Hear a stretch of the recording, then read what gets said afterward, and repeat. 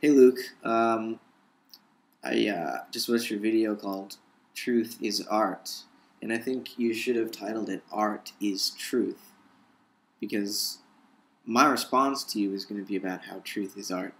Because while I absolutely loved everything you said about art, I'm gonna take a more philosophical perspective, just because you're more the artist and I'm more the critic in this particular situation. Because I'm posting a response to you in an attempt to recharacterize what you have said in my own way, not to disagree with it. Like I said, I agree.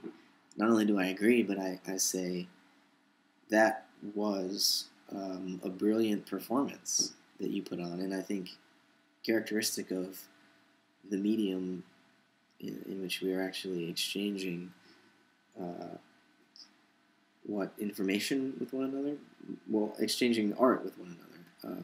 You said right at the beginning of your video, Luke, that making art with other people is your favorite kind of art, and I would say that there is no other kind. Art is a medium because it is communication.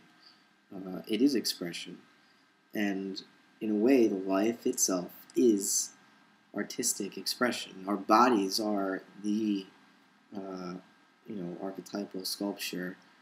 That's the shape of our life, the form of our life, and it has a certain aesthetic and emotional quality that we as living bodies continually have to shape and express. So it's not just given, art as, whatever form of medium you want to express, whether it be painting or YouTube videos or writing, poetry, writing novels, dancing, playing ice hockey, or getting involved in acting, or you know, even farming, science. These are all arts. They are creative endeavors that are, each of them attempts to express truth, but express it in a very not necessarily irrational way, though some art, you could say its whole aim is to be, some schools of art, their aim is to be irrational, to be totally disjointed. But in general, I think art doesn't have to be irrational. It can also be just irrational. It can be an expression of truth that exists on a level that logic can't penetrate.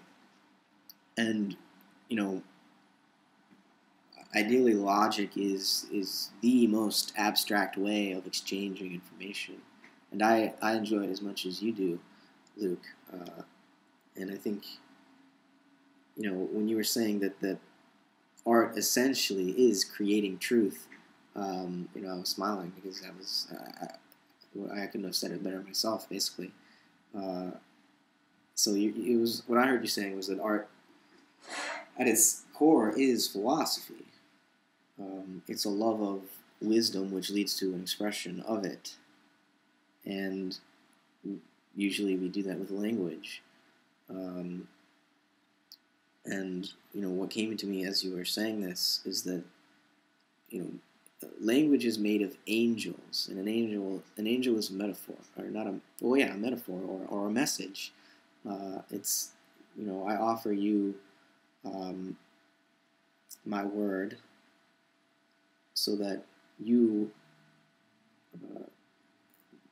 in a sense, receive a promise from me that has a certain not only emotional but aesthetic and a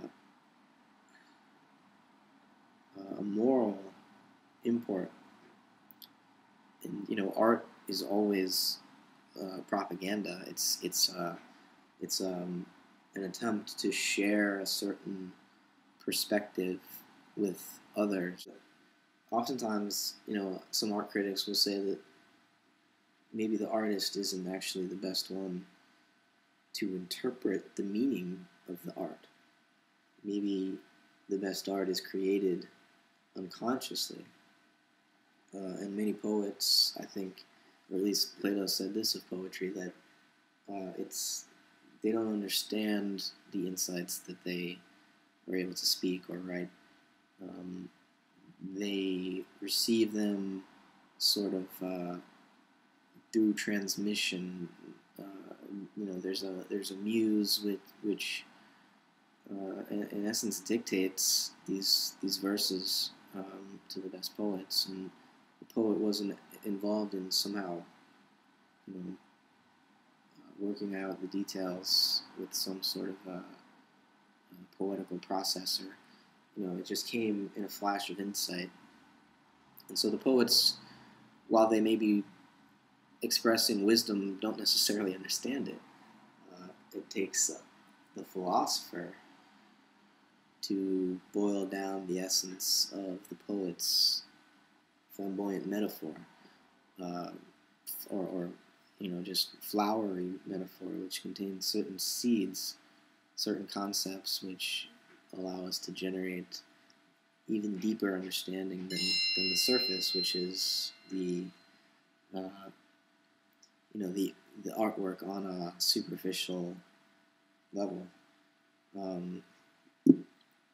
So I think the idea that art is always communication is really allowing us to see that everyone is an artist, and that the artwork is that which we together produce.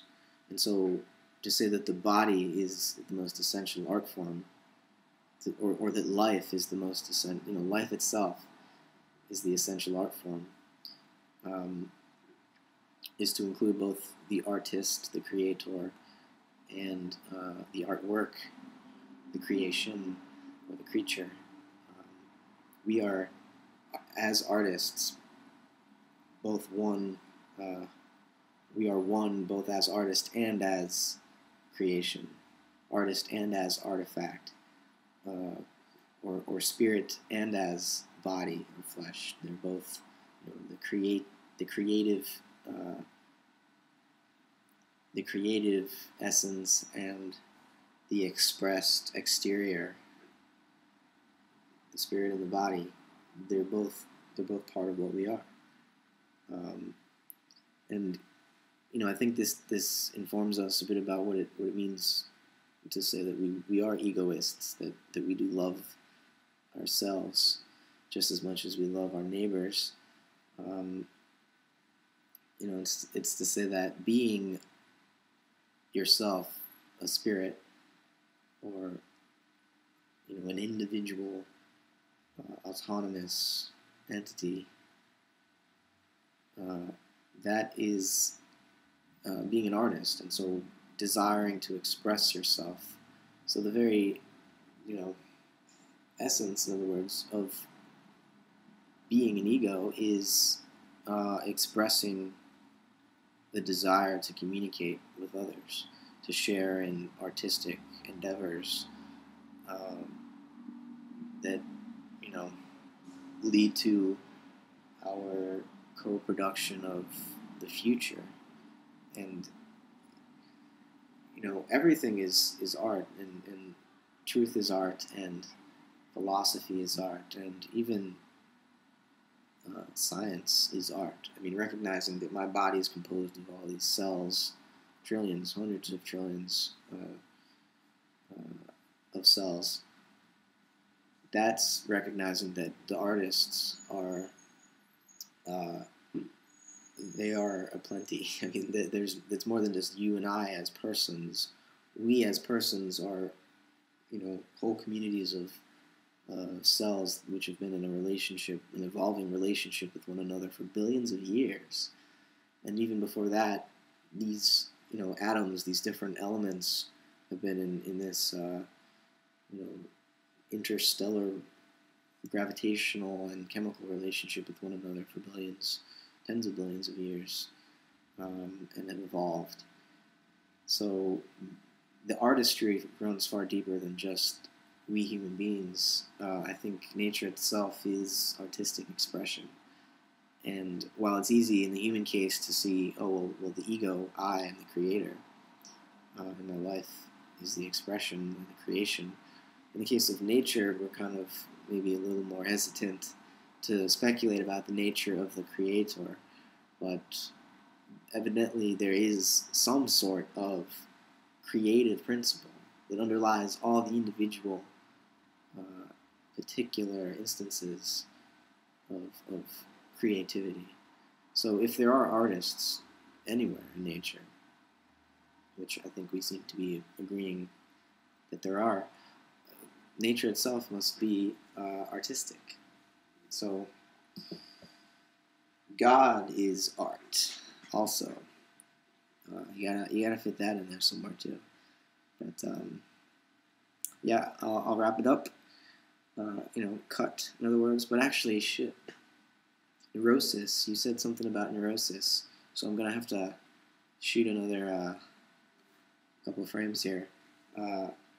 Neurosis. Every artist is neurotic because, as an artist, you have become aware of your own desire, and in becoming aware of it, not only do you want to change it, but you become capable of changing or creating your own desires. So that makes you neurotic because all of a sudden desire becomes a problem for you. No longer do you simply express desires. You become aware of beauty and the possibility of expressing your desires in a more beautiful way than you might otherwise.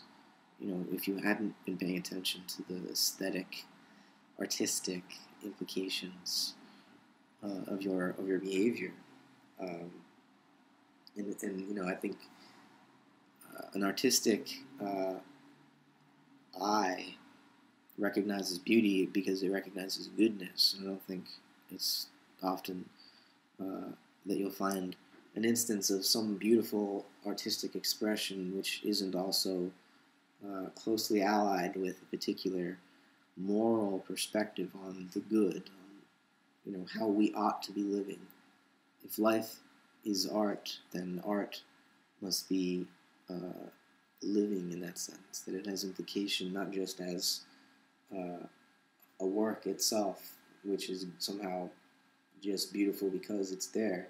That beauty somehow connects to the rest of our world as moral creatures with responsibilities to one another. Recognizing beauty seems to always be a communal activity. In other words, it's not simply individual. So I think that's enough. Thanks for listening.